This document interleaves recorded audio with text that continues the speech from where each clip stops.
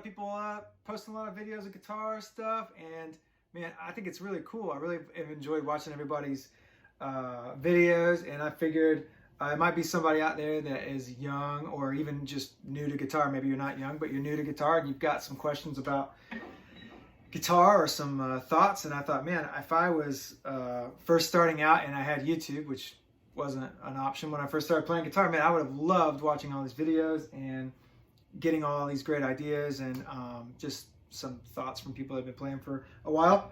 And so I thought I would post some stuff and just kind of see how it goes. If you guys are interested or have more thoughts, I'd love to hear from you so I know kind of what to share. But since we're all at home, I would love to kind of give out some lessons here and kind of figure out what would be helpful.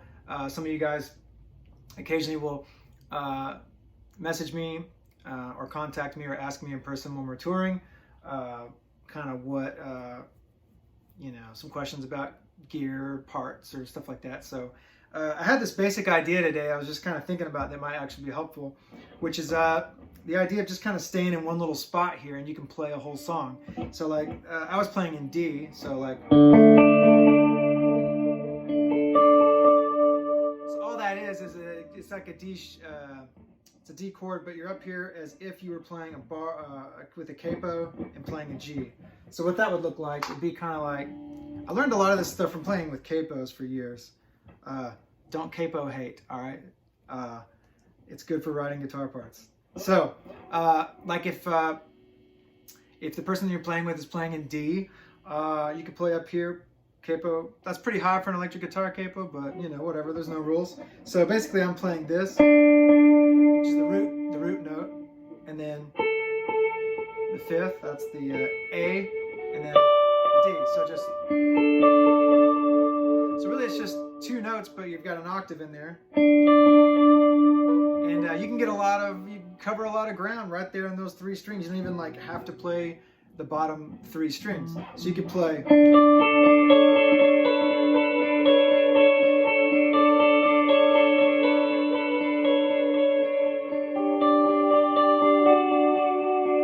So all I'm really doing is just kind of playing these shapes like this, right? G, D, C, E minor. But I'm just playing the top three strings, or maybe top four strings. But let's say you don't have the capo on. So you're just playing this.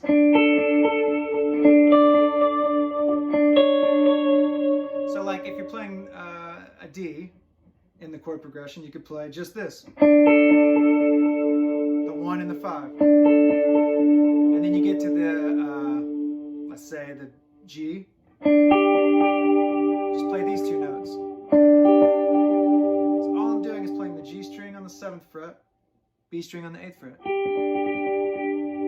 And then you get to the minor chord, you could literally just drop that one string. So you're playing, and I'm literally just playing the G string and the B string on the 7th fret.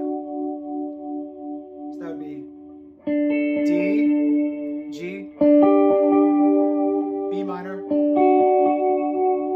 And then for the A, there's a couple ways you could do it. You could play this, right? Or you could just play, add in the D string here and play. So.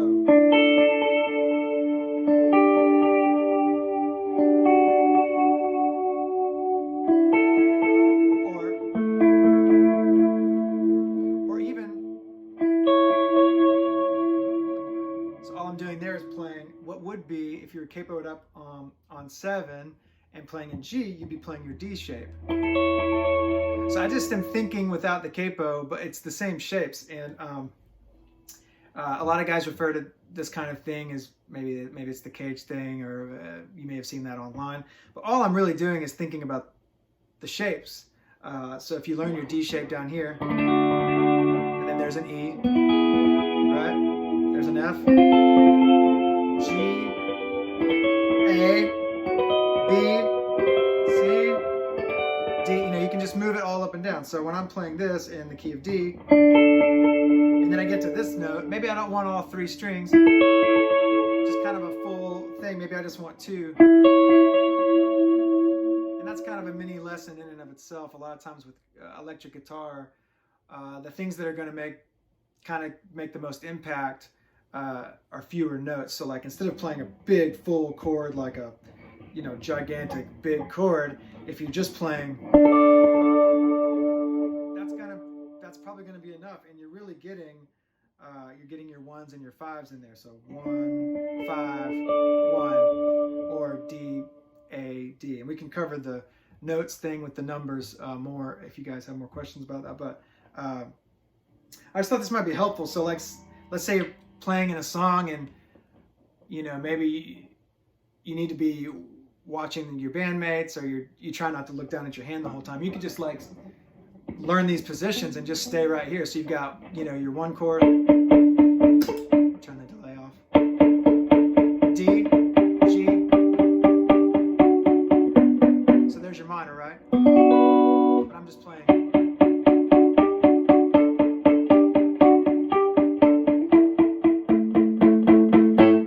So let's say you wanted to add in the D string. You would just do a little bit. So that'd be your minor. Right? G.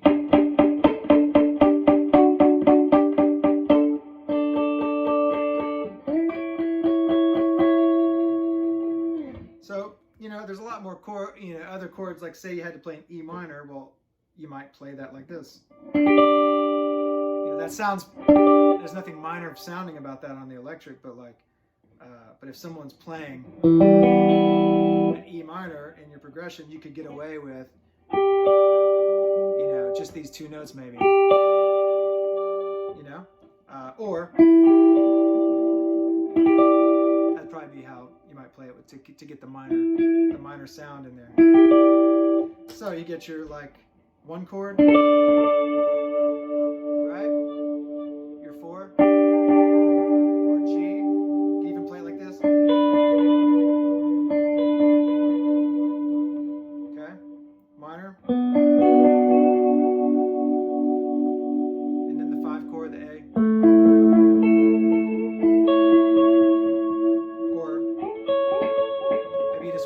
Two notes. You could literally live just on the high 2 strings and play this whole thing. So like,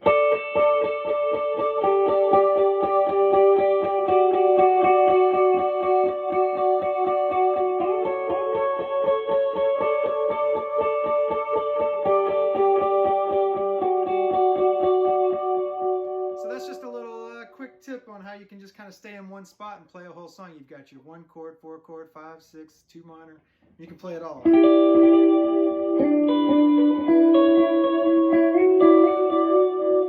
all that is just a slide up to the root note, the root chord, if you're playing a bar chord. So there's your D, and I'm just taking some of it. So that's the G string on the 11th fret and the E string on the 10th fret.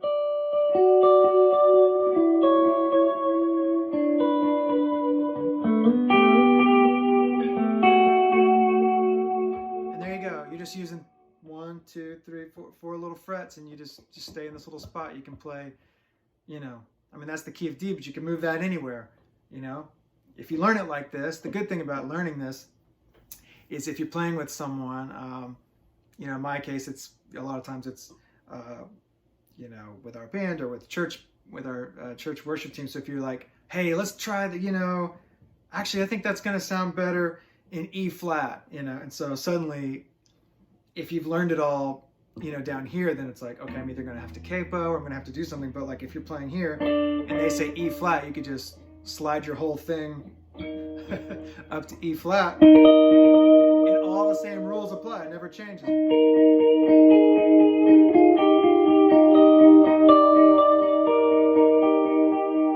you can live up there for that whole for the whole song. All right, I don't know. I've never posted one of these videos, but I feel like these are strange times, and it's cool to be connected with everyone. I've loved watching other people's videos, and I'm learning a lot by watching other instructors and stuff on YouTube. I thought, man, this might be cool to kind of like put some videos out and see, kind of put the feelers out and see what you might be interested in, whether you're beginner or intermediate, or maybe just, I don't know, like watching guitar stuff, because we you know, I think it's encouraging. It's a nice change of pace. It's good to get your mind kind of off the news for a second and pick up your guitar. And it's really been helpful to me to disappear up to the kind of studio space up here.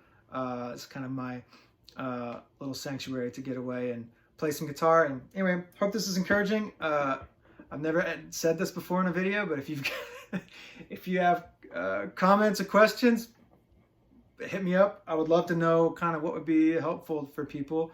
And if you already know all this stuff, just, you know, watch something else. But I like this kind of stuff. I've been watching a lot of this stuff, trying to learn some stuff in our downtime because we're not touring. So it's good to sit at home and practice and get better. And I hope this is helpful. Yeah, enjoy.